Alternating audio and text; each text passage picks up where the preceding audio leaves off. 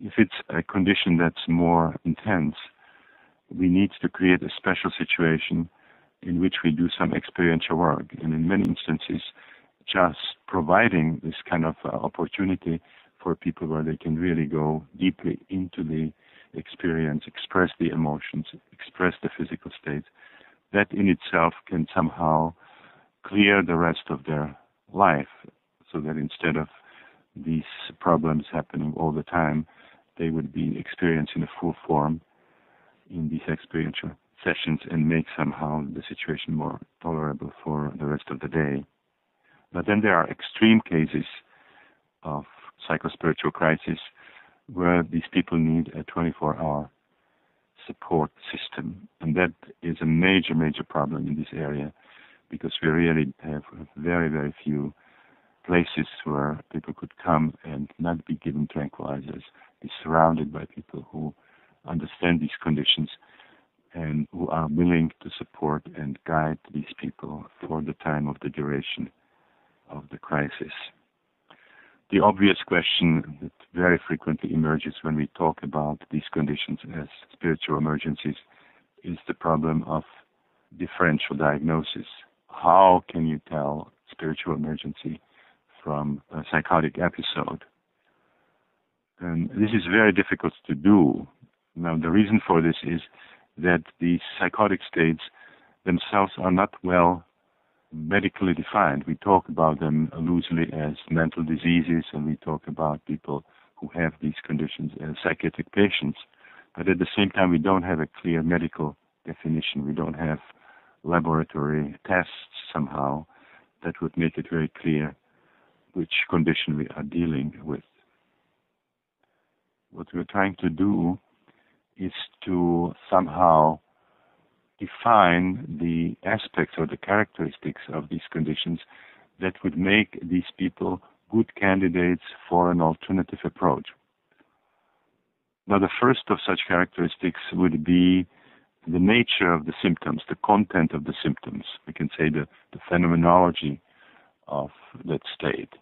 When we, for example, see that the person who comes to us has spontaneous experiences which are identical with or similar to those that we see daily in average people during the holotropic breathwork, it would be very difficult for us to see them as signs of serious psychopathology, particularly because we know that these experiences, when they occur during holotropic breathwork, can actually be healing and transformative and even evolutionary. The other thing that we are very interested in is the attitude of the person to these experiences, the extent to which they are actually owning it as an inner process, and the extent to which they use the mechanism of projection, where they sort of blame this condition on something on the outside.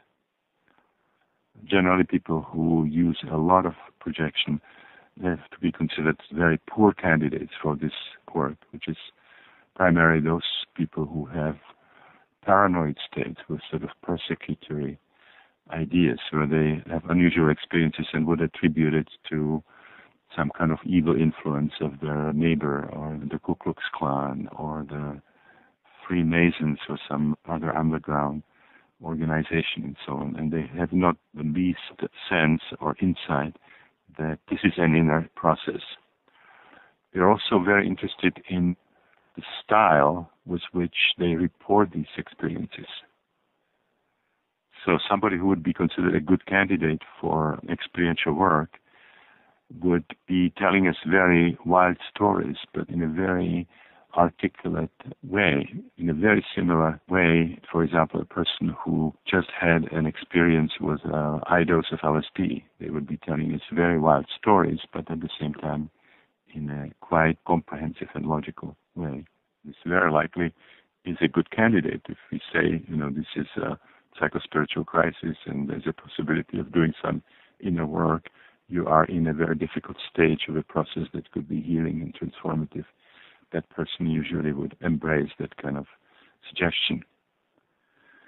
Now, one thing that we have tried to do is to create some kind of a classification diagnostic categories of spiritual emergencies. And we found out very quickly that it's not easy. And the reason for this is that these kinds of psychospiritual crises are really exteriorization of some unconscious material, of some kind of deep unconscious gestalts. And of course, the psyche does not have any compartments in it, so we cannot expect that we would get some kind of clean diagnostic categories of these states.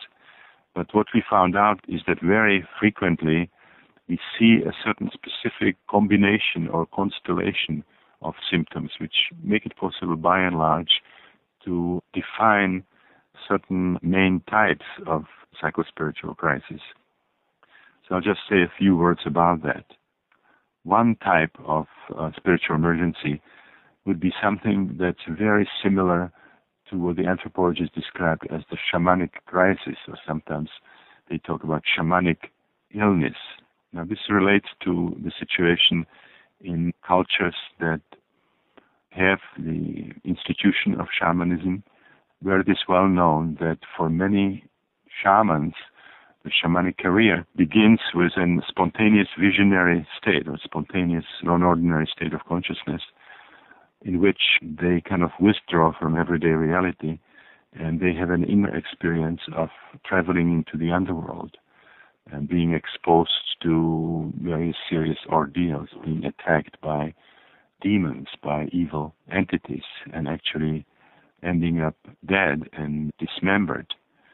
And after this sense of annihilation, they have the feeling of getting new flesh, new blood, new eyes, basically being reborn, resurrected.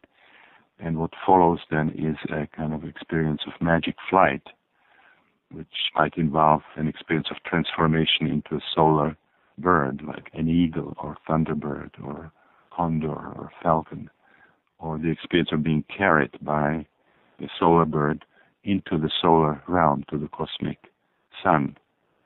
In some other cultures, it could be climbing on the world tree or on a pole, or climbing on a rainbow and reaching the celestial realms.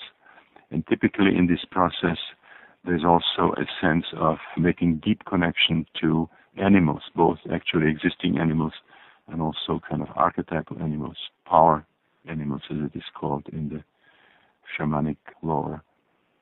Also connection with forces of nature. And then powerful insights into energetic underpinning of various disorders, how blockages of energy can cause diseases and disorders, and how one can work with energies. So it's like a crash course in healing. Now, when this kind of experience is well integrated, then the person becomes a healer, becomes a priest, becomes a leader of his or her people. So it's a very, very interesting model for spiritual emergencies, because it shows that many of these kinds of conditions can have a very positive result. What is well known about shamans is that very frequently in this kind of episode, they heal themselves before they start healing others. So we read about shamans that they are wounded healers. Now, when they do the work with their people, then they specifically, again, use non-ordinary states of consciousness.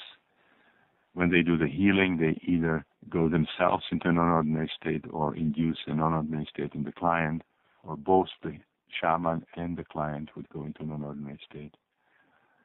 In some cultures, there's also group healing happening, like among the Kalahari Bushmen. There's a healing trance dance.